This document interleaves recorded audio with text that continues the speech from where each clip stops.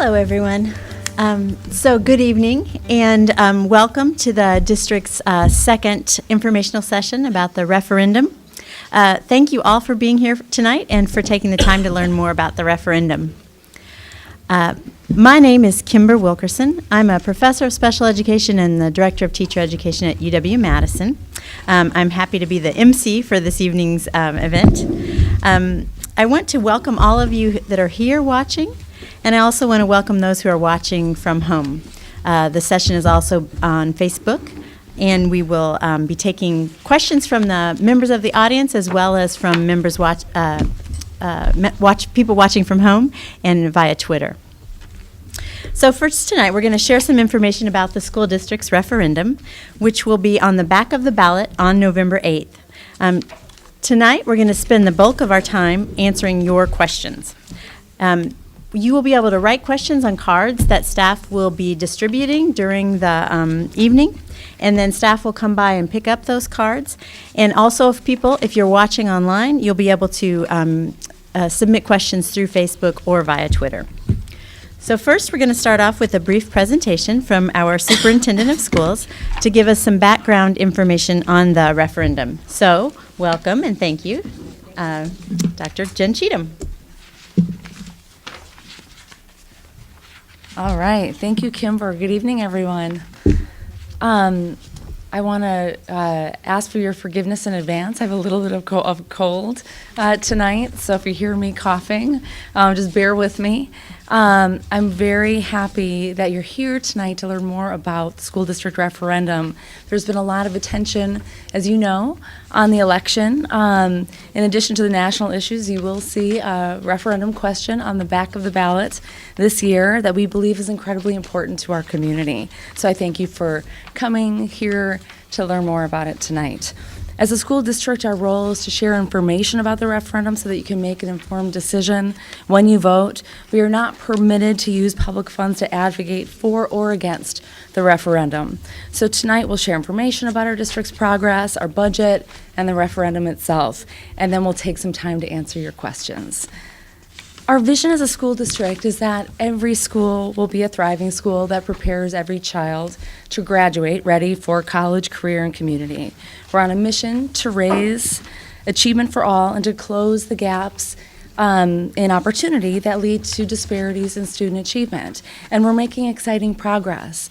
We have wonderful momentum as a school district. Our work is not only raising a student's achievement, but it's beginning to narrow gaps. And I would argue that the progress is not by accident. We've made that progress based on intentional actions in crucial areas of focus. Is it enough? Never. Do we all demand more? Absolutely yes. But I firmly believe that we've built the foundation necessary to make even bolder moves in the future and to get stronger results for our children. Instead of just talking about gaps in student achievement, we are taking them head on because we know how much is in our power to change the trajectory for our students. All of our charge is to ensure that our students' achievement matches their wonderful potential.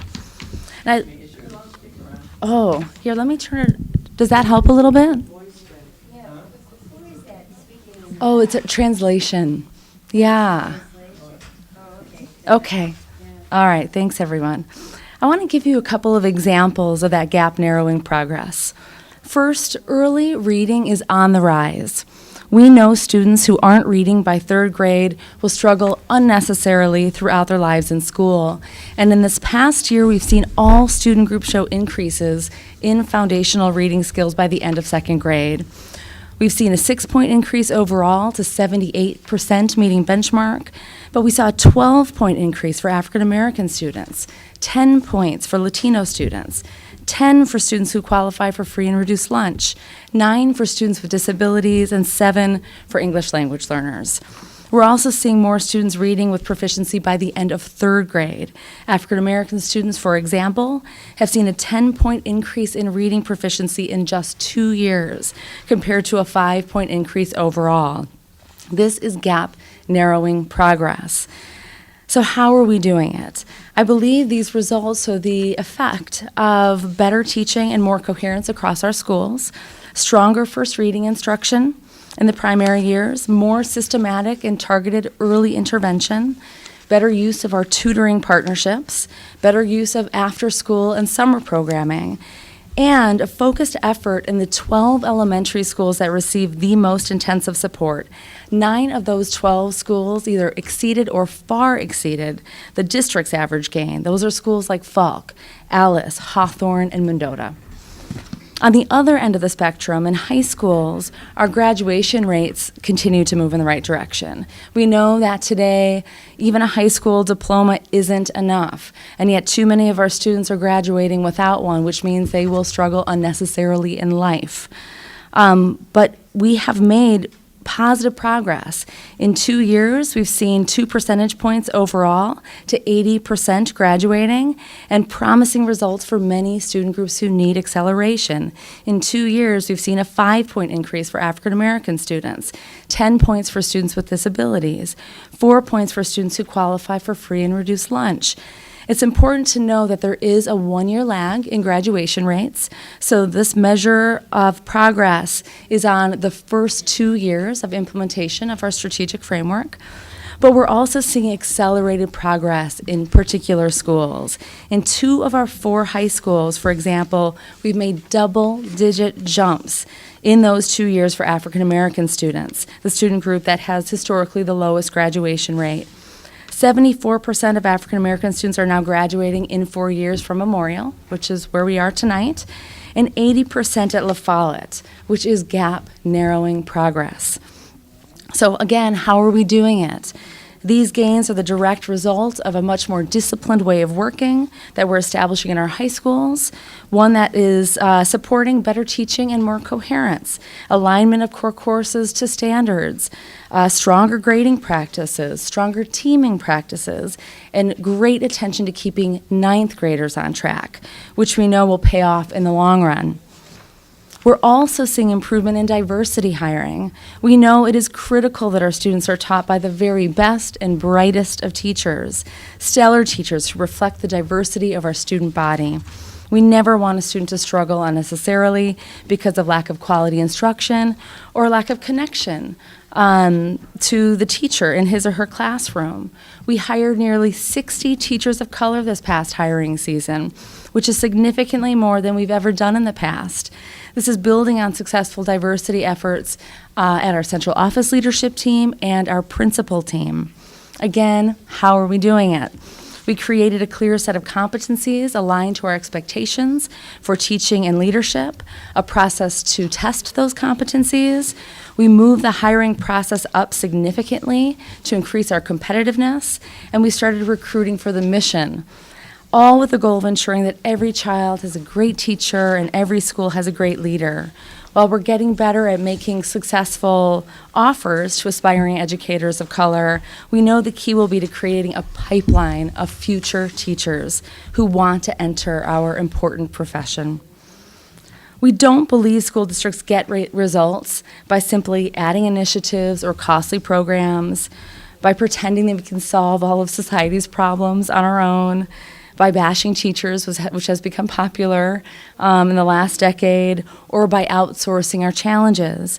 While we are certainly making important programmatic changes to eliminate barriers to student success, we believe it's really about a way of working. Our theory of action starts with the school improvement planning process, which establishes the disciplined way of working that we believe is essential to raise student achievement and narrow gaps. While every school focuses on their unique plan, we also function as one large learning community across the district, learning together about how to engage our students in the classroom, how to teach in a way that's linguistically and culturally responsive. That includes internal work on racial equity and implicit bias. And last, we organize our central office around schools, providing the tools and the resources that our schools need to get the job done, and identifying and removing the institutional barriers that stand in their way. Bottom line, we believe that results improve when we fundamentally change the way we do our daily work, which means great teachers, great leaders in partnership with family and community, making better decisions on behalf of children every day. And this year, our major focus will be on working in partnership with parents to make better decisions. Every school will now have a family and community engagement action team to inform how decisions get made at the school level.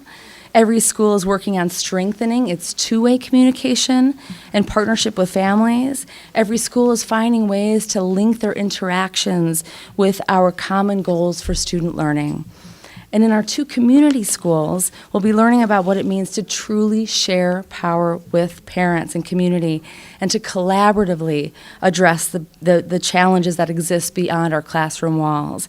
We think this is a strategy that is essential to accelerate results for student learning district-wide. This disciplined way of working that I'm describing extends to our budget. Since my first year as superintendent a few years ago, we went through a zero-based budgeting process, realigning all of our funding to our district's priorities, and we've been guided by a set of guiding principles and goals for budget development all along the way. Each year, a critical step of the budget development process is the identification of a set of priority actions aligned to our strategic framework to help move our district forward. This is a process of repurposing funding within the school district to build on our success and drive for more. We've insisted on this process even in challenging budget times, when most districts resort only to cost-cutting austerity measures. That's because we believe that we cannot let challenging state budgets put us in reactive mode. We need to find efficiencies, repurpose funding, and keep our efforts to improve achievement at the forefront. But I do want you to know that challenging budgets make it harder. I guarantee we'd be making difficult decisions to reprioritize our efforts to accelerate student performance without these budget challenges, even in good times. Budgets are, by their very nature, about the allocation of scarce resources. We always need to challenge ourselves to make sure that we're using every dollar to its highest and best use. But now, every 2 years, our careful planning efforts are compromised by a state budget that consistently underfunds public education. The state budget denies local authority, local school boards, the authority necessary to adequately support schools.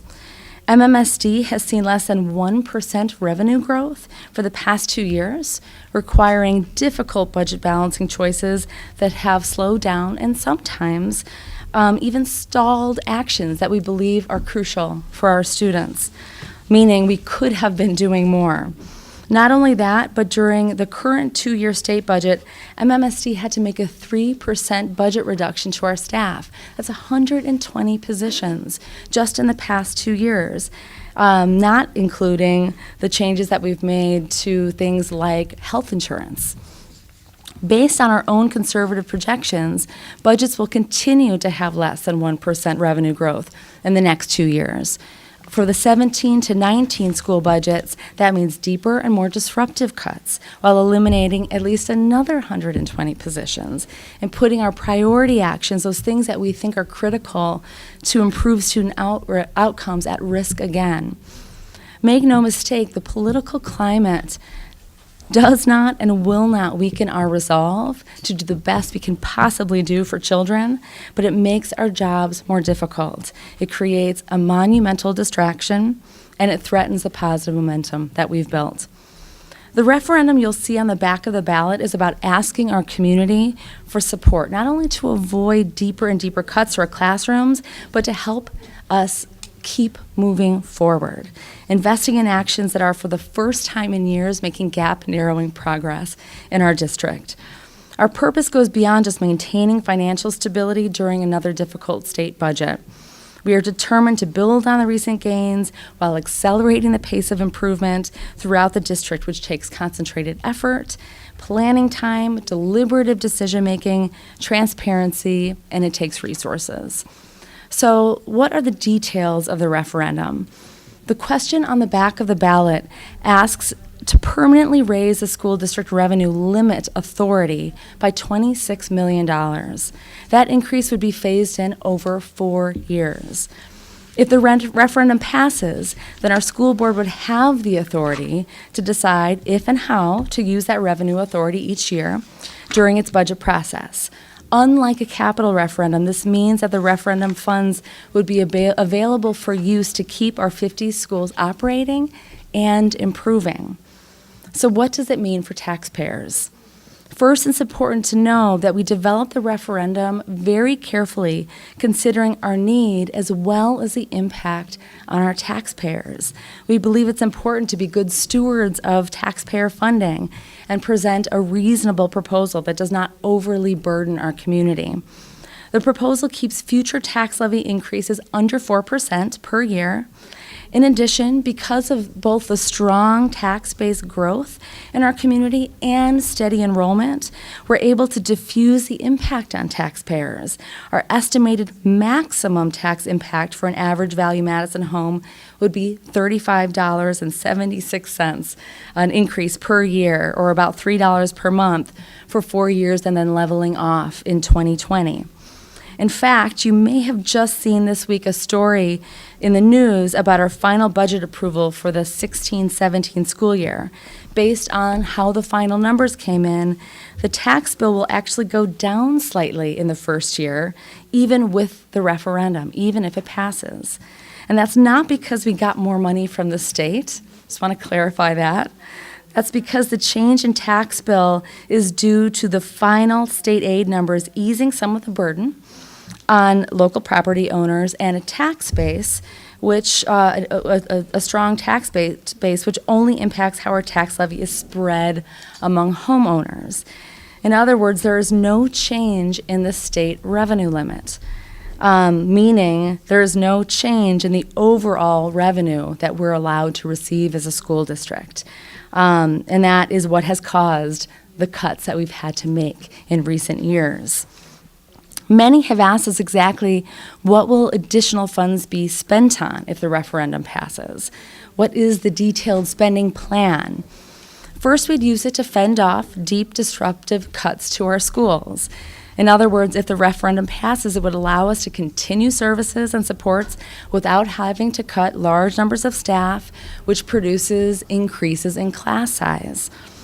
And we would be able to use it to accelerate the progress I've already described in my presentation. The funds would be built into our budget each year and used to fund things like continuing and expanding the strategies and priority actions that have begun to narrow gaps in our district, like our successful early literacy strategy, keeping class sizes small, hiring and retaining the very best teachers with a focus on diversifying our workforce, integrating technology into our classrooms, which is much needed, supporting students' transition to high school to keep them on track so that they graduate, and implementing personalized pathways to graduation to ensure that every child graduates with a clear post-secondary plan.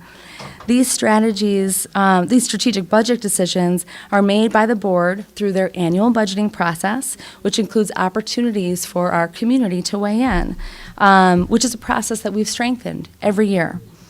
Most importantly, we believe this referendum is about continuing progress for our students. We have a vision for our students, created through discussions with our parents, with our students, with our staff, with our community, that every child will not only master the academic skills that they need to be successful, but master the interpersonal skills, attain the creativity, the self-awareness, the cultural competence, and the confidence they need to achieve their hopes and dreams. And it's a vision that's not out of our reach. That's because we see it now, coming to life through our students and graduates who already demonstrate the strengths, interests, skills, and bright futures that exist for every child in Madison. Ari Davis, a recent MMSD graduate just this last spring, he's now a college student, aspiring educator, and future principal, who was highlighted in our annual report, recently spoke to our school leaders to kick off the school year. He told us that Madison schools gave him the knowledge and support to grow as a student and the foundation for a career in education. In his own words, Ari told us, MMSD turned my dreams into goals that I now can view as a reality. Ari's story is one of great teaching, of high expectations and opportunity, and it's the story we want for every child. It's the story we want for every child. all 27,000 of our students, each of whom is looking to us to support them in achieving their hopes and dreams. I thank you for being here today. At this point, we're going to open it up for questions. I'm here with Mike Berry, our Assistant Superintendent for Business Services, and Ed Hughes, one of our board members. Thank you very much, everyone. Thank you, Jen, thank you, Jen, for providing that informative backdrop for the conversation. So just as a reminder, if you have questions for the panelists and you want to write those down on the cards that are being distributed like this, they'll bring those up to me and I will organize them for our panelists. Also, just as a reminder to those of you who are here, we're also going to be incorporating some questions from viewers at home or people who have sent in questions via Facebook or via Twitter. So thank you. Thank you, panelists, for being here. We already have a nice stack of questions to start. One more reminder about the questions. If we're going to try to get through all of the questions that folks have, I see passing out questions, and if you need a writing utensil, let us know as well. Can we just ask questions, or does it always have to be written? We have some written questions that we're going to take first, and there are some overlap with people's questions and concerns, so we're going to try to organize them.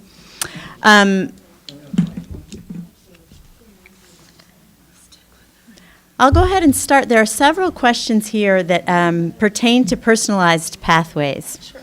So one of the someone from writing in from home asked about, noted that the personalized pathways were one of the district's priorities, and wondering how much of the referendum funds would be going toward personalized pathways. One of the members of the audience here also asked about to what extent personalized pathways implementation is dependent upon the referendum. Oh, that's a great question. I'll go ahead and start, and if anyone wants to chime in, feel free. Personalized pathways is one of the 5 priority areas that we identified in our strategic framework 3 years ago. The strategic framework, as you know, is our district strategy. And it was identified because we want to make sure that not only does every child graduate, but they graduate with a plan for what they're going to do after they walk across the stage at the Kohl Center. The Personalized Pathways Plan has been developed over several years' time and focuses on making some adjustments to the way that high school works so that every child, every adolescent, every teenager feels part of a small learning community, a little more intimacy in the comprehensive high school setting, so that every child is getting exposure to coursework that teaches them about content, but also about all of their options after high school for both college and career. So they can explore those options while they're in their high school years. And Personalized Pathways also includes an experiential learning component so that more students are getting opportunities to do things like internships and job shadowing, again, to make sure they know more about their options after high school. All that is undergirded by something called an academic career plan that a student creates with support of staff and family that follows them throughout their years in high school and helps drive their own decision-making about the coursework that they want to take to lead to fulfill their own hopes and dreams for life after high school. The budget that we approved just this past Monday included a section that gives sort of a multi-year outlook of spending to bring Personalized Pathways to life. Part of the Personalized Pathways budget, a good portion of it, fortunately, is covered by a big grant. We received a large grant from the Joyce Foundation, which we feel honored to have received. And that's going to support us in the initial implementation of Pathways in the years to come. But there is a component that we need to pay for, and that has a lot to do with counseling, support in our high schools. That is actually the major focus, academic and career planning for our high schoolers. So if the referendum were not to pass, would that priority action, right, the funding that we put in related to Pathways, would that be threatened? The answer is yes. Right, every priority action would be threatened, and it would be up to our board and our budgeting process this year to make those difficult decisions. Does anybody want to add anything?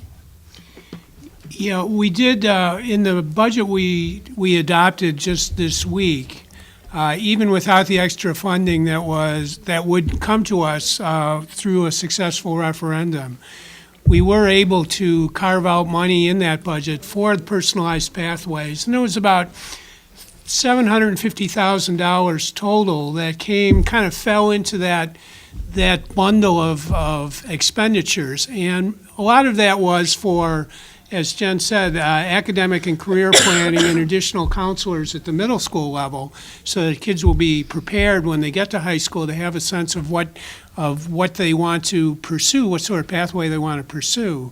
So that has been a priority item for us, and we have been able to find the funding for it in the budget as it exists today.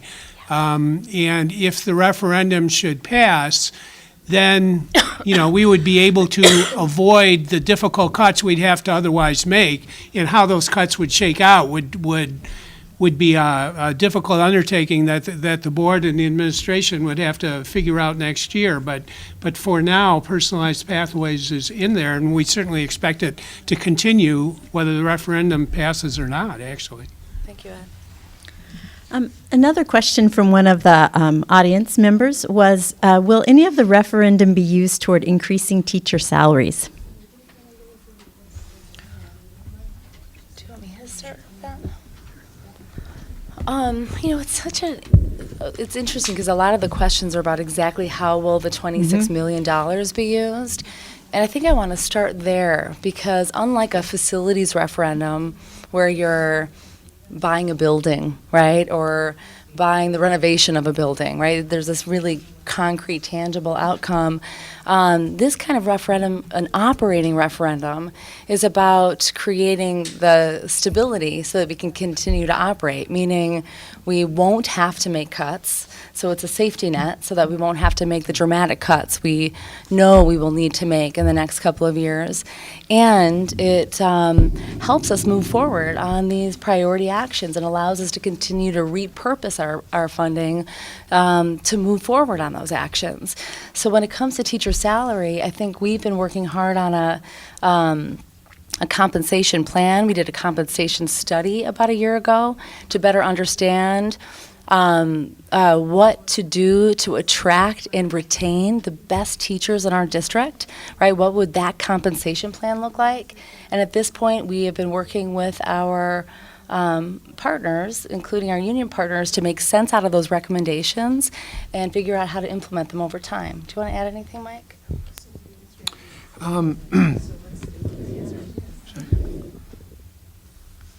So the answer is that with the referendum, we would be able to move forward with providing the salary increases, most likely, that we're allowed to make by the state. But I think this is all subject to the board's deliberation on the 17-18 budget. Would you say more about that, Mike? Yeah, and I guess I'll talk to the other side of the equation. Meaning we'd like to. Yeah, what happens if this referendum is not successful? Let's just talk about that for a minute and what the implications of that are. It means that the district will operate on about 0.75% revenue growth, minimal revenue growth for the next 2 to 4 years. Now, we don't know what the state budget's actually going to be, but we have a 6-year pattern of watching the state budget and seeing what it holds for K-12 And we can reasonably predict very minimal revenue growth. So the situation that we've been forced into is either pay people less or pay less people. I don't know if that's grammatically correct, but it's certainly correct from a budgetary standpoint. And that's the type of stuff that we've been doing the last few years. That's why we've lost 120 FTE. And I think that's what's at stake. Yeah, I agree. Do you want to add anything to that?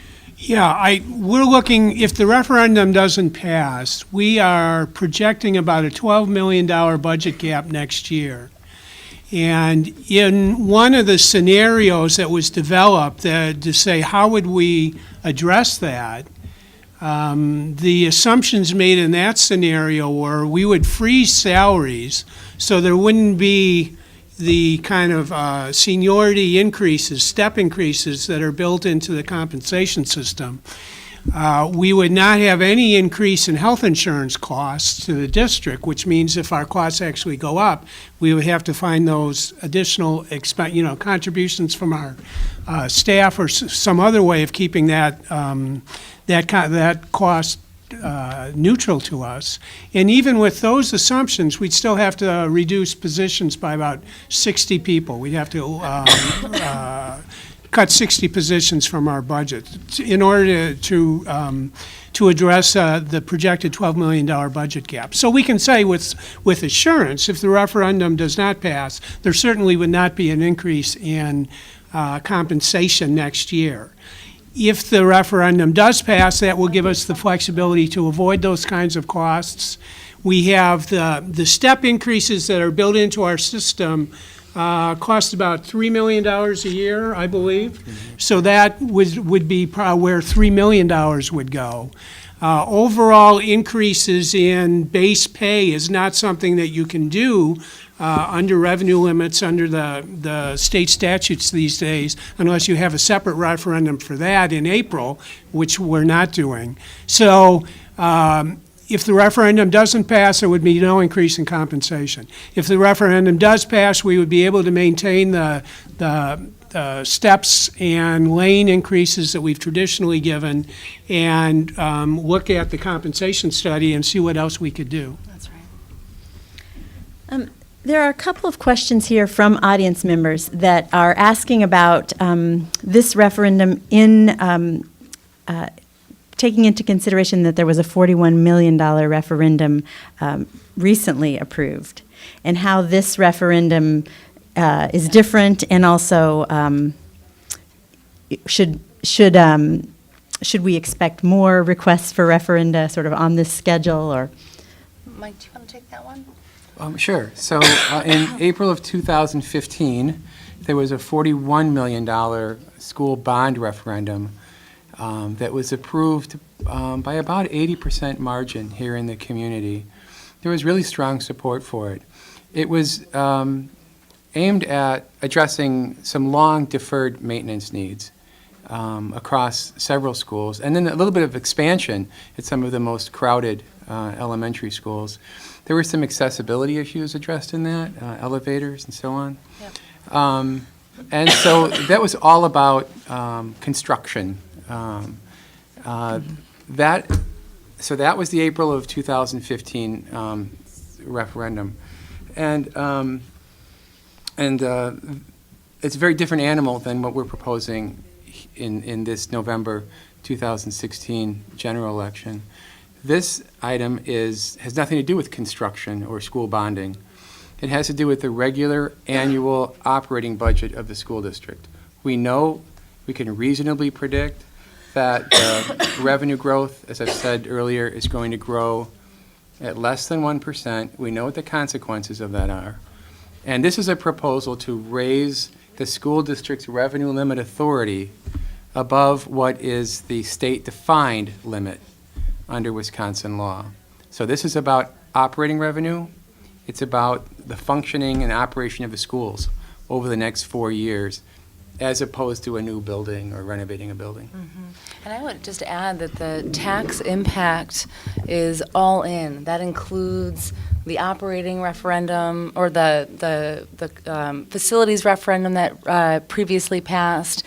as well as the potential of the operating referendum. So we made sure to factor all of that in.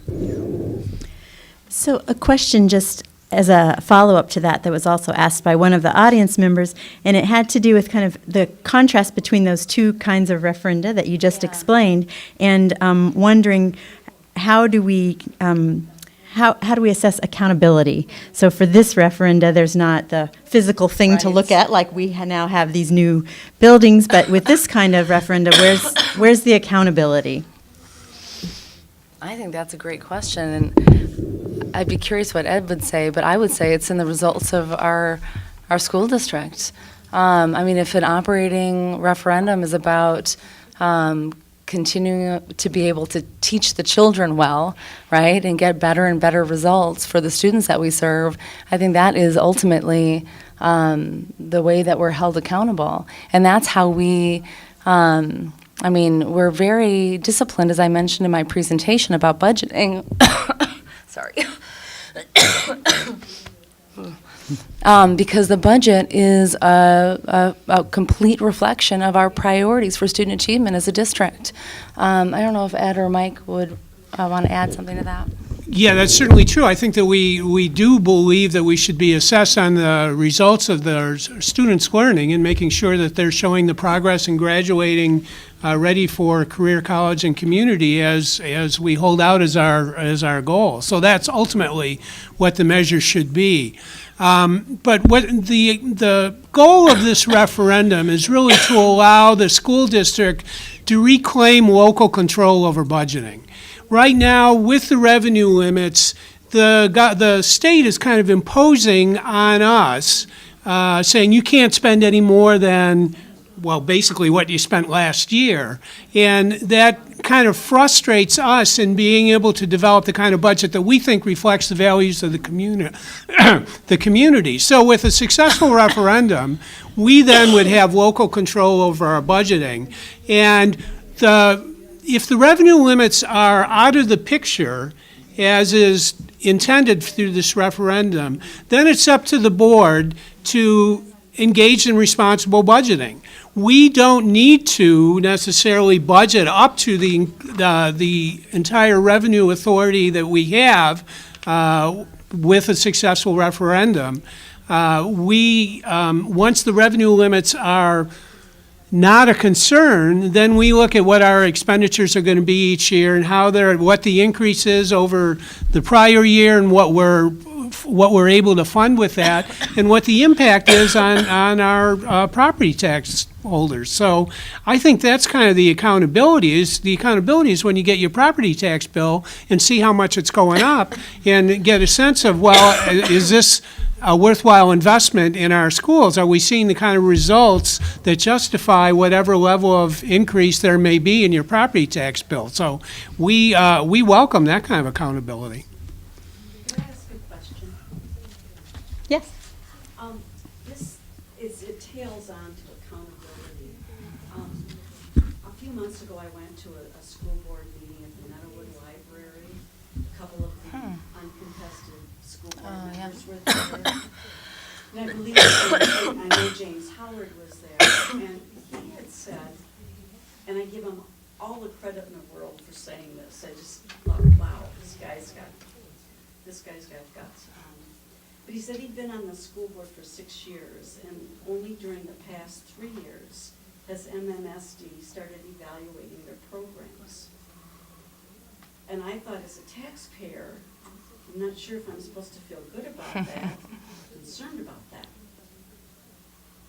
I've always wanted to say that, but they weren't taking questions then, and anyway, I wanted to ask that, and I just think that accountability question is really good, because we get the information and it is fast, and to really sit down and go through budget details and look at what's been said and outcomes, it's hard. Yeah.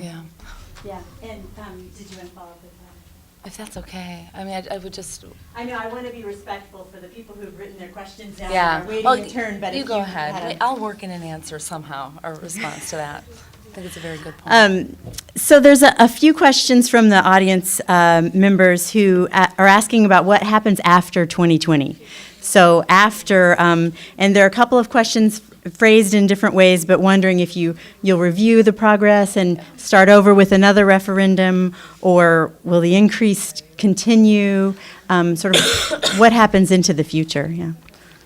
I'd be happy to try to take Sure, that. go for it, Mike. This plan is essentially a 4-year plan. It addresses our concerns about the future state budgets and what it means for the school district for this year and the next 3 years. Using whole numbers, if I may, the school district's total revenue limit is about $325 million. That's right now. Over the next 4 years, that number would be allowed to climb by $26 million in total over 4 years. 4 years from now, in 2020, we would have a budget, a revenue limit of 351, not 325, right? Add 26 million. After that, it plateaus. It just stays there. There's no future additional steps or increases to that amount.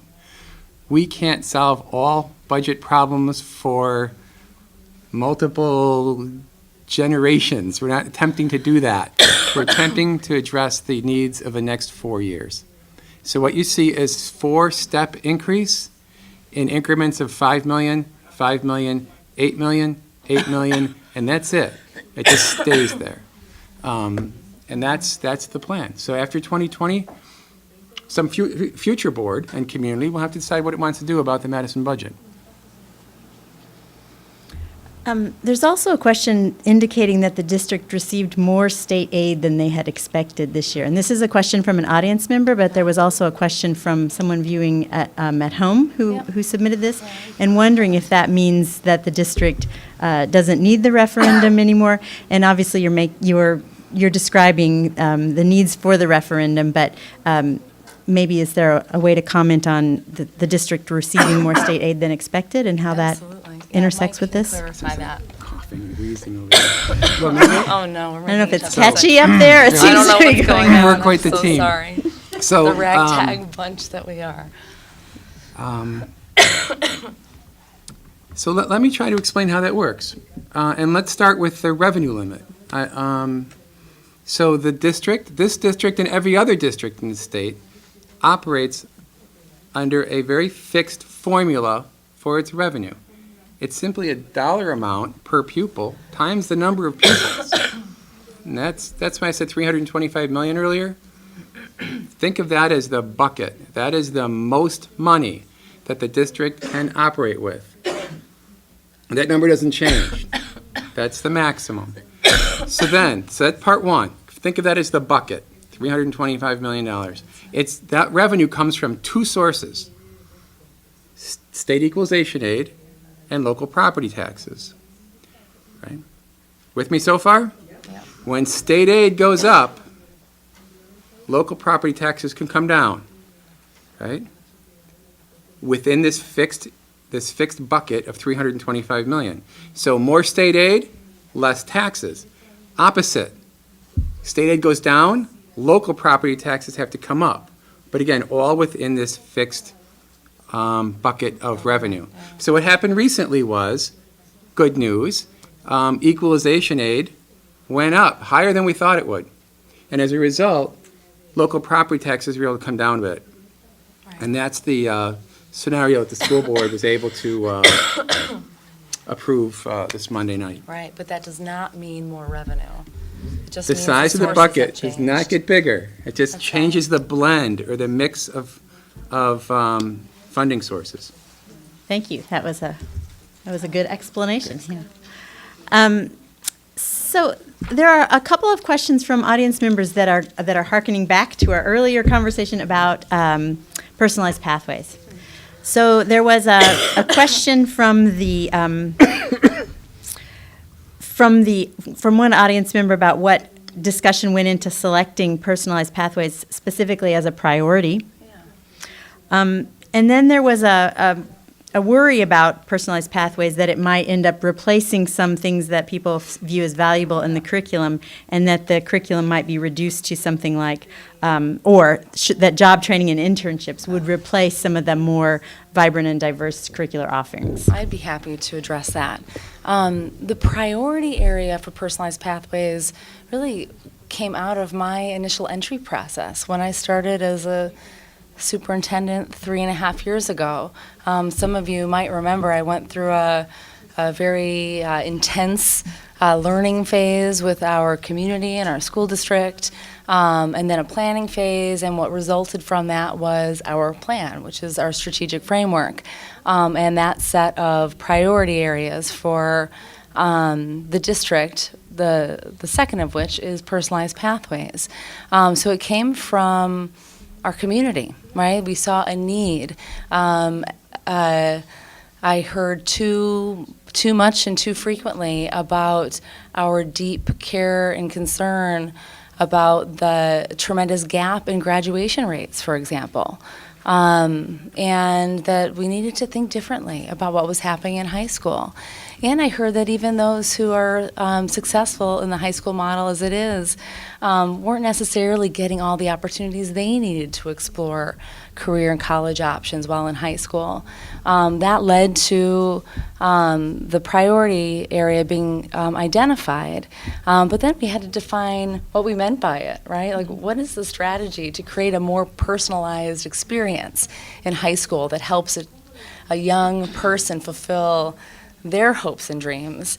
And that led to the development of a fairly large guiding coalition that was made up of students, parents, teachers, community members that met for the course of at least a couple of years, exploring what's happening around the country, looking at all the pros and cons of different approaches to effective high schools. And it was really only in the last year that we settled on a particular plan for our community that will begin to be phased in with a first cohort of students in the upcoming school year. So not this year, but next year. So we're at this point just moving into kind of communications mode, like really helping people understand what this effort is all about. And but we've heard those fears all the way through from the beginning, and we'll continue to hear them. I think a lot of people, when they hear the term personalized pathways, go back to maybe an antiquated picture of vocational education or career and technical education. And that's not what we're talking about at all. I've heard fears about AP classes going away, elective courses not being available. That's not what we're talking about at all. We're talking about students being in a more intimate learning community with one another. We're talking about students seeing relevance in their core coursework, their English class, their science class, or history class, and having those courses be connected. So they're not these discrete courses in the high schools that we all went to. And it's about these experiential learning opportunities, so that school isn't just what happens in the classroom, but what school could look like outside of the classroom as well. So I think looking forward to talking more with our community about what this approach is going to look like. The last thing I would say is that the approach that we've developed is going to be very closely monitored, adjusted over time based on lessons learned every step of the way. So I know that was a long answer, but that was a very big and important question. So thank you for asking it. There were a lot of questions from auditors Yeah. about that particularly. so Yeah. Hopefully that There's a lot of addressed it. energy around this topic right now. So anyone who's listening or watching, know that I'll be out and available to talk with lots of people in the near future about our thinking about high school. Thanks, Jen. The next question is from one of our audience members, and it's referring to the fact that the district receives funding on a per-pupil basis, and wondering if there's any tension between enrollment numbers going down and if the district has strategies in place to attract students into the district instead of families leaving the district. Yeah. Do you want me to start with strategy? And why don't you start with the importance of enrollment? Do you want to do that? The budget implications Sure. of that, or? Yeah, and I get back Sure. into strategy. Well, as you can imagine, enrollment is the ultimately important issue, both in terms of revenue, as I explained earlier, it's revenue per pupil that funds all Wisconsin school districts, and it's also important on the expenditure side. Enrollment drives the staffing plan, how many teachers, how many classrooms, everything. Yeah. So enrollment in the school district has been incredibly stable over the long, sort of 2-decade look, with the exception of the introduction of 4K, 4-year-old kindergarten, which caused a blip upward about 5-6 years ago. Now, more recently, and this was a big topic in the current budget, the enrollment in the district decreased by 156 students. And we knew that was going to happen. We had predicted it, and We were off by one. we were off by one student, that's right. And that is, really has its roots in the overall demographics of the community and the number of births. It's a trend, not just in Madison, but across the country, that during the Great Recession, some 5 years ago, 4 years ago, that families started having fewer children. And now that has shown up in our 4K and 5K numbers. It is expected to be a 1 to 2 year sort of downturn for our district. This was the second year. And enrollment is expected to begin to swing back upward starting a year from now. So it's incredibly important, and it's something that we monitor very closely. In terms of enrollment strategy, we're always looking for ways to promote what we're already doing as a district, to make sure that people know what it is that we offer. We have, for example, we know that when families make their first decision, it's usually when their kids are going into either 4K or 5K in kindergarten. We have been much more consistent about getting good information out to those parents so they know what it is that we offer as they're making that essential decision. We know that families make their decisions often just based on what they hear from their friends and neighbors, right? It's about word on the street. And so we've been supporting especially those schools of ours that may have more internal transfers or slightly higher open enrollment numbers. We've been supporting them and learning how to essentially market their own school, regularly conducting school tours, because some of the families who may be making decisions not to come to MMSD have never even set foot in the school that their child might go to. So we want to invite them in and really give them a better sense of all that we have to offer. The fact that MMSD is in the city of Madison, in and of itself, is such an incredible asset, right? I mean, our students get to go intern at the UW over the summer, right? There are all these advantages that just don't exist in other communities, and we need to tout that more. So we're working on that. Yeah, and we certainly do have to emphasize or get the word out as to the advantages that students derive from being in our schools. And one of the numbers we look at to see how that trend is going is open enrollment figures out and open enrollment figures in. That students in Wisconsin are, if you live in one school district, you can enroll in a neighboring school district if that's what you choose to do, and it has financial implications for the school district you're leaving and the school district you're entering. This year, our net number improved. The net number of people open enrolling into the district exceeded the net change in the number of people open enrolling out of the district. So the net number, it's still more people are open enrolling out than open enrolling in, but that number came down. So that's a good sign. That's the second, that we've seen that positive trend in 2 of the last 3 years. So that's a good sign, both because as Mike explained, the number of students is real important to the finances of the school district, but also it shows that people want to come to school in our district, and that's a message we have to continue to emphasize and do a better job of conveying to the community at large, I think. That's right. One of the audience members asked another question that relates to this idea of our surrounding districts, and that is, are other districts in the area also experiencing the same kinds of budgetary problems, and are they also asking their taxpayers to give them extra money? And sort of, how do we compare? And if we're different, why are we different? Yeah. Go ahead. I'll just some statistics from statewide first. Back in the spring, there were 46 school districts. 46 school districts had a referendum similar to the one that we are proposing, which is essentially relief from the state revenue limits. Of those 46, 37 were approved, or about 80%. Now, this coming month, November, there are 21 more school districts that are going out to referendum.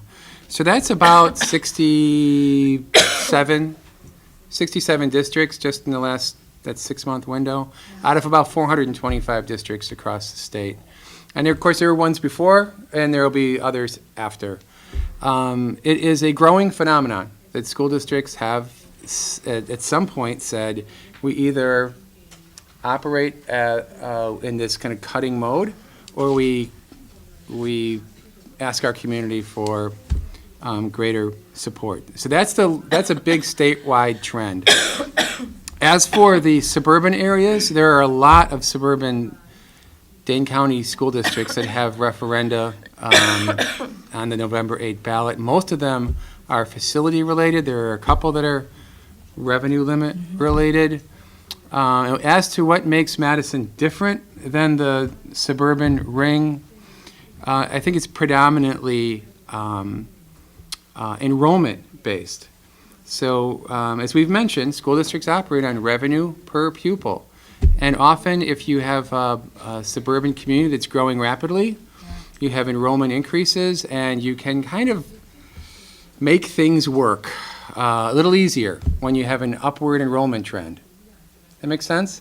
When enrollment is increasing, your budget is increasing, and you can kind of make it work. The districts that really struggle are the districts that have flat or especially declining enrollment. Yeah. So that's what makes Madison different. Yeah, thanks. Another question from an audience member wondering how charter schools might have affected funding, if at all.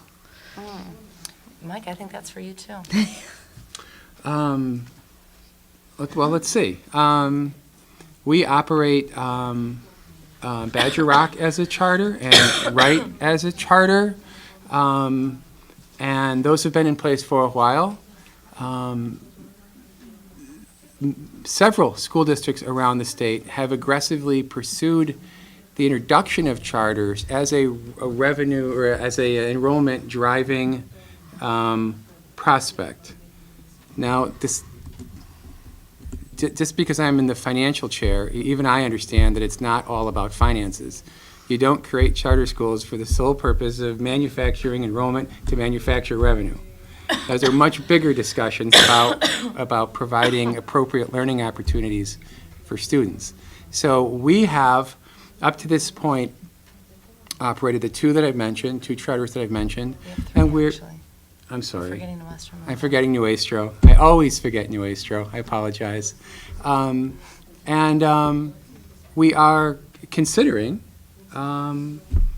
potentially new charter opportunities in the future years.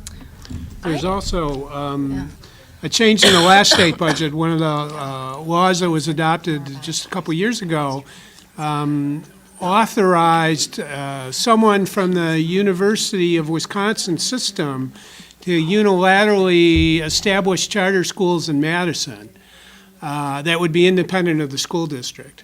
We don't have any of those charter schools yet.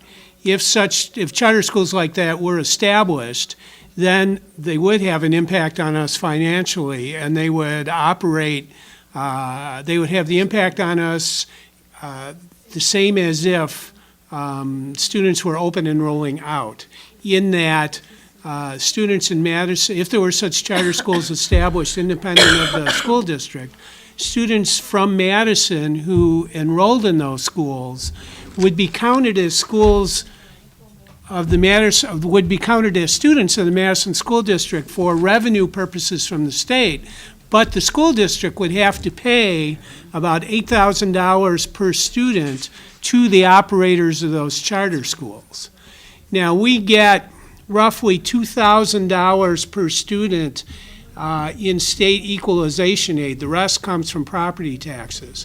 So if we're getting $2,000 from the state for each of those students, but we're paying the charter school $8,000 per student, then that's going to, our property taxes are going to make up the difference for that. So it's not a real problem now, but it's something that's on the horizon that could have a detrimental impact on our school finances and on our excuse me, on our property taxes. Is that how vouchers work? Is that what you're talking about? Vouchers work kind of the same way, but that's a separate program. Yeah, but it's a similar concept. Similar Yes. idea. There's one small school in Madison now that's accepting vouchers, but that doesn't have a noticeable impact on us at the moment. So, is this a follow-up to the? Yeah. I was at a state-level conference where there was a speaker from a school district in Arizona, and they explained that because they have very robust, advanced instruction and advanced opportunities at the K to 8 level, they're bringing in students from other surrounding districts, and it brings in more than $2 million a year of additional funding into their school district. And it has also increased the diversity of students able to access advanced opportunities in their district too. So I'm wondering, is that part of the plan going forward to, as an instructional and a programming strategy to bring more students into the district? Well, I mean, I think there's no doubt, Chris, that we want to be known for the quality of instruction in our schools. We want to be known for providing challenge, right? Rigorous and challenging learning environments, supportive and challenging and rigorous learning environments. And that's absolutely what we're all about. And that does include, in part, better services for advanced learners. I mean, I would love for us to become known for that kind of rigorous learning environment. I guess the answer is yes. Is there some specific program that we're proposing? Not necessarily, but we're going through a review of our advanced learner services as we speak, and we'll see what comes out of that review. So one question from someone writing in from home was how you came up with the exact dollar amount for the referendum. I'll start, and then Mike can maybe get a little more technical. We basically had to balance the needs. So based on our conservative projections of what the budget will look like in the next couple of years, we came up with an amount that we would likely have to cut, and we balanced that with taxpayer impact and came up with something in the middle. I think that's important because even with the referendum, if it passes, I think it's important for everyone to know it's not necessarily going to fix all of our problems. We're still going to be making difficult budgeting decisions, which is budgeting by its very nature. But maybe Mike can give a little more specificity. Yeah, the exact structure, as I think you probably know at this point, is increases in the district's revenue limit of $5 million this November or December. And then another $5 million, and then $8 million and $8 million, $26 million total. We really started by trying to figure out long, or what the breadth of this should be. And we settled on a 4-year plan, again, trying to choose sort of a middle ground. We knew we couldn't solve all the problems for 6, 8, 10 years. On the other hand, we don't want to have referenda every year or two. So we kind of settled on a 4-year plan. We thought that would get us through the next state budget and the state budget after that. The dollar amounts were, as Dr. Cheatham said, an exercise in trying to balance what the school, what these schools need to operate effectively, and watching the tax impact at the same time, and trying to balance the two to where we thought it would be acceptable to the majority of voters in the community. There is no empirical right answer. It's really a matter of best fit. And can I add a little historical perspective to that? Revenue limits were established back in 1993. And from the time they were established up until 2011, the state authorized increases each year per student of somewhere between about $200 per student per year and $275 per student per year. That was kind of the range of how they increased per year in the 18 years or so from the time they were started until 2011. With the election of Governor Walker in the legislature in 2010 and the budgets that followed from that, revenue limits had been held flat. They haven't increased at all. And so if you look at what we're proposing, it's $26 million over 4 years. And if you average that out, given our number of students, that works out to an average of about $240 per student per year over that 4-year period. And that puts us right in, kind of the range in which the traditional range of revenue limit increases over the first 18 years of the program. So what we're proposing here isn't some kind of outlandish or, excessive amount. It really is kind of the standard type of revenue limit that had been authorized by the legislatures up until 6 years ago. I think there might be a question I right here. have a question to follow up on that, and this isn't the first time that the school board has come to the taxpayers and asked them to buy into a referendum on the operating budget. That's true. It was happened back in 2008. Yeah. You asked for $13 million, be able to exceed the budget by $13 million. Now you're asking for $26 million. In 8 more years, are you going to be asking for $52 million? I am somewhat concerned as a 69-year-old resident of 47 years who had 2 sons who went through the Madison School District and graduated. So I'm not down on education by any stretch of the imagination, but I am going to ask you the question. If you get this passed, I've heard comments in discussions in other places and in the newspaper that said, well, we won't have to go up to that 26 million every year. But where is the accountability? Where is the taxpayers' ability to hold you responsible for not exceeding all the way up to the 26 million? Rather than, once you get the, excuse the term, blank check up to 26 million, Yeah. how are you going to prevent yourselves from going spending crazy and going to that every single year? Even if you need it, even if tax revenues from the state increase to the schools, you still got that 26 million, you can go crazy with the spending. And I don't see any strictures on you at all in terms of accountability for not going crazy and spending all the way up to the 26 million. Because in 2020, it's going to be 26 million every year in perpetuity.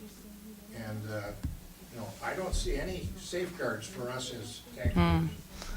If I could respond to that, if the revenue limits don't become a constraint on our budgeting, and that's the goal of this referendum, then the accountability measures are the accountability measures that have always been in place for locally elected officials. You know, it requires folks in the community to keep an eye on us, to follow what we're doing in the budgeting, see how much the increases is every year. Why are we increasing at that amount? What decisions are we making? What choices are we making in the budgeting process? That takes, you know, that happens every year. And I admit it requires you know, a lot of attention being paid because you don't want to go combing through those budgets yourself. But ultimately, that is the control that the community has. The budget is adopted by the school board. The school board's elected by the community. If you don't like the budgets that we're adopting, then elect different school board members. You know, pardon? Well, no, anyone can run. Anyone Yeah. who's in the Spread the community word. can run. Yeah. We have an election coming up in April. There'll be 2 people on the ballot, and one of them could be me. So we'll see if people want to, you know, take a more active role in that. Then that's the way to do it. It requires attention to the decisions we make, but you know, that's sort of the way local control works. Yeah, if I could add just a little bit to that, I'm glad that you mentioned the 2008 referendum to exceed. It was also a November presidential ballot, very similar to where we are today. And it was also laddered up over, I think, 3 years, right? And as recently as last year, the school board still had unused levy authority that had its roots back in the 2008 referendum. Immediately after the 2008 referendum came the Great Recession, and the board was careful with the tax levy, recognizing that people were hurting and was intentionally holding down the tax levy. And that pattern continued for a while. All of that unused levy authority, that was granted in 2008, has since been used or built into the budget. And the reason why is that the last 2 years, the revenue limit from the state went up 0, forcing the board to use this levy authority from the past. If we had a more balanced approach to funding K-12, as we had from 1993 to 2010, then we wouldn't be in this position of having to ask to exceed something. The difficulty we have is that whenever you ask to exceed a limit, you run the risk of sounding like a spendthrift or that you don't care about the taxpayers. What you almost can't see is that the levy, what's difficult to see is the limit that we're working under is getting tighter and tighter and tighter. And that's how and then why we're in this position. I mean, I know when I started as superintendent, one of the first things I learned about the board that I've been working with is their sensitivity to taxpayers. And we were all on the same page about that. And it was great for me to see their willingness to under-levy. And in terms of accountability, we've made, I think, great strides in creating a more transparent budget process from beginning to end, and we'll continue to make strides on that. But even the budget document itself, like, you can actually read the thing, right, almost like a book, which was not the case in the past, because we want people to understand the decisions that we're making. We want the public to hold us accountable. This is the same reason we produce an annual report on student results every year, because we think we owe it to our community. No one tells us we have to do that. We owe it to our community to let you know not only how we've spent our money and used our resources, but the results that we're getting. So accountability, I think, is a very important to the school board. And we've got stability on the board. That's the last thing I would say.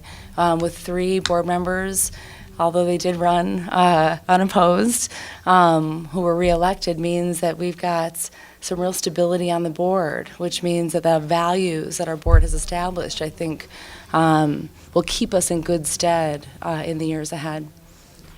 So Jen, just to follow up on this conversation about accountability. Yeah. There was, I know, a question a little earlier about accountability in terms of programs being evaluated. And one of the members of the audience wrote a question asking a very specific question about one of the results, like when you share progress in these report cards, maybe wanting more details about how those figures were calculated. So are there places that people can go to try to understand those measures better?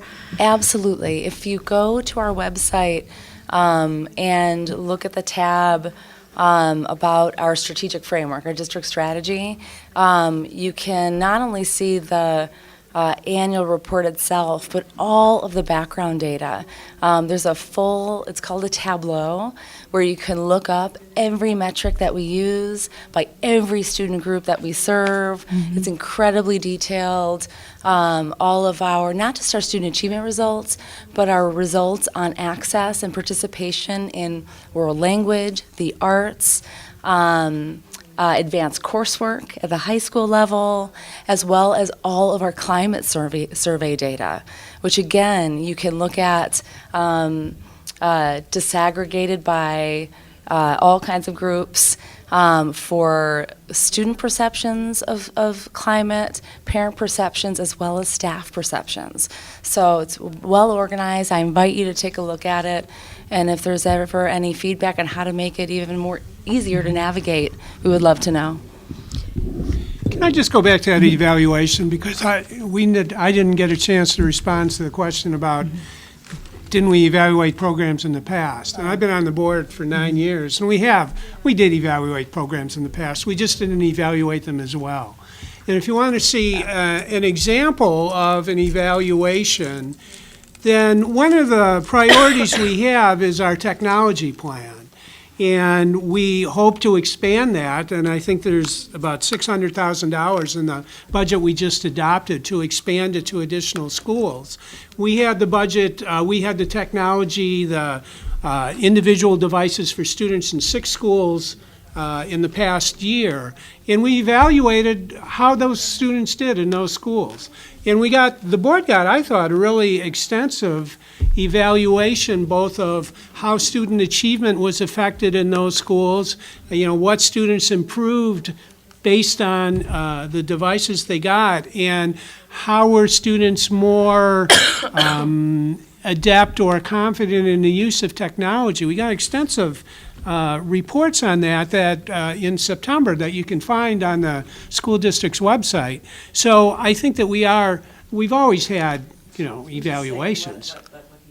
I understand, but from my perspective, we're just getting much more thorough and helpful evaluations, I think. Yeah, and we put all of our evaluations on a cycle for evaluation. So we don't do it just when we think, hey, we should do an evaluation on that. We have a very strict cycle of evaluation for all of our major plans that generally happens every 3 years, a deep, either internal and sometimes external evaluation.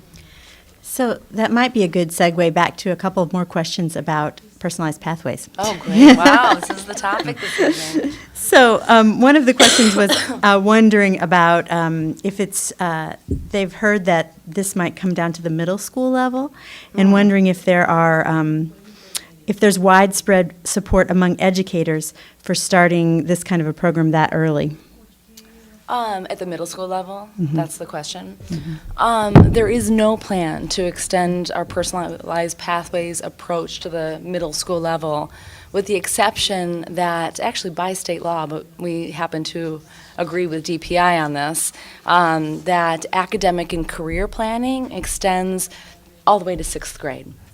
So 6th graders through 12th graders will annually be creating and refining their academic career plan, just to be thinking about what their interests are and refining those thoughts over time. That said, we are wondering about how to strengthen middle school. And, excuse me, we have kind of an initial team. I'm so sorry. Someone's going to need to disinfect this microphone after I leave. Just putting it out there, Jay. But we are putting together a small team to begin to think about how to support our adolescents in middle school, because we think there's some work that needs to be done there. But there's no defined plan for that yet. Follow up on that, since that was my question. Oh, good. I wrote that because I think, in fact, Ed, you did mention that some of that funding that was earmarked for personal pathways, Yeah. the 750,000, would involve hiring counselors even at the middle school level. Yeah, it's because of it's for academic and career planning. So that is the only component that is part of the pathway strategy at high school that is being applied at middle school. Does that make sense? So academic and career planning, would it help if I explain what that is? Yeah, but basically, I'm just asking, is there widespread support among educators for Oh. middle school students about what Yeah. their career path? Yeah, yes. They're going to be figuring more stuff out. Yeah, there's been an enormous amount of support from our middle schools. We've provided a lot of flexibility with the middle schools to decide on how to do it, given their own context and what their which staff members might make the most sense for providing that support and guidance to students. I was actually just at a middle school earlier this week, and I always I visit schools 2-3 days a week for a couple hours, and I always start with an open staff meeting, and we just talk about whatever's on their minds, the good, but the bad, and the ugly, and it's a great way to hear the word on the street in our district. And virtually every teacher in that school was raving about the work that they're doing with academic and career planning, because they're building in a social emotional learning component. They're energized by it. So I've been hearing great things. Is this a follow-up to that? Yeah. Yeah. So with the pathways, a lot of what you've been saying is more in the line of talking about career planning, doing better career planning, creating these. But what I'm wondering Yeah. is what I've heard is really you're talking about effectuating the scope and sequence of curriculum with career pathways. And if you're affecting the scope and sequence of Yeah. curriculum, I think that's what's of concern. Yeah. And that to do that, and to do it in a positive, cohesive way, Yeah. it is going to require more than $700,000, because you're talking about having to refine your teaching staff and bringing them, onboarding them with Oh, all yeah. of this, which takes an enormous amount of effort and money. And also wondering if community would have input still Yeah. on what that looks like. Excuse Changing me. the scope and sequence that people in a community have been counting on their Right. children going into, and then all of a sudden that pathway changes. I completely understand what you're saying and what your concern is. And I mean, it is not a small change. It isn't, which is why we are doing it slowly and in phases so that we can be learning together and making adjustments, listening to community, involving people every step of the way. The reality is that students will still be taking the same core coursework that everyone is used to and having access to the same kinds of elective opportunities that they've been used to. I think the major difference will be that experience will be more thematic in nature, right? That there will be sort of an umbrella theme that helps students figure out how to apply what they're learning, what's relevant about what they're learning, and what are the connections between the English class, the social studies class, and the science class that they're taking every day. So I think it is a big change, and I think we're feeling confident about the fact that we're doing it slowly, a lot like the way that we've been working on the tech plan. Extremely methodical. I think that we've learned from the technology plan that is the way to go. So Yeah, I hope that helps. And like I said, we're going to be talking a lot about this in the months ahead, and look forward to more opportunities to talk with parents and community members about it. I do. To follow on, because that was really one of my questions. Okay, go ahead. As well. Sure. But really, I think, if it's anticipated to implement pathways is going to require a lot more cost going forward. Yeah. Which is probably likely involve, taking into account the scope and sequence of curriculum that we need to change. Yep. Is this budget really enabling the cost expenditures for pathways going forward? I mean, in comparison, to what extent is this budget enabling advancement progress versus just continuing operations? Because, I mean, as Mr. Hughes said, the technology program is like 600,000, so pathways is like 750, so Yeah. 3 in this budget Yeah. is almost a quarter of the next allocation of 5 million. Yeah. I mean, I would say it's always been about both continuing to operate and making progress and advancing. But that's what our budget's been about, at least every year since I've been here, right? That it's not about the status quo. Those 2 items alone are about 25% at the next. Those are the 2 big ticket items, I would say. When it comes to our major priority actions, those have generally been the big tickets. But do keep in mind that we are so fortunate to have been gifted this major grant. I mean, Ed cited a number, 700-something thousand. 400,000 of that is covered by our grant, right? So that's what has actually been making the planning doable, because while we're getting prepared to implement pathways, you're right. It has a lot to do with bringing teachers together, working on their curricular units, and it's that kind of planning work that is an upfront cost to implement pathways that is fueling a lot of that cost. Again, the Joyce Foundation support is really that's what's enabling us to move the strategy forward. Is that a 1 year? It is multi-year with the opportunity to re-up, depending on how things are going. Yeah, Madison arguably has 2 of the best high schools in the state. yeah. What assurance can you provide that pathways won't jeopardize that quality? I love that question. I know that when we even began to envision any kind of change in our high schools, one of the first things we asked ourselves is how do we make sure to protect the identity of our high schools? We've got great high schools, and all of our high schools have a tremendous amount of pride, right? Personal pride in their local identities. It's actually something like I've never seen. It's an amazing thing that we value and would never want to disrupt. So I think essentially it's that. I mean, as the Pathways Plan moves forward, while all the initial pathways are going to be focused on the healthcare kind of umbrella, that will be the theme that students will be exploring through some of their core coursework, and students will opt into that pathway.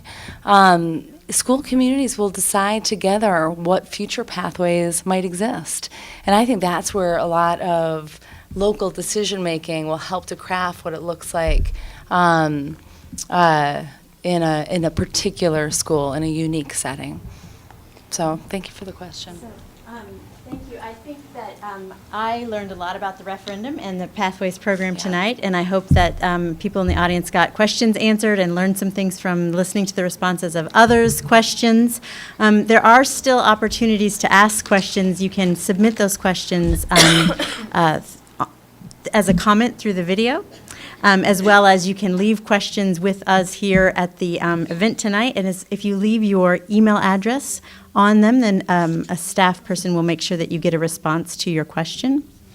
Thank you to our 3 panelists for deftly answering all of these questions. And I hope that everyone remembers to go out and vote the back of the ballot on November 8th.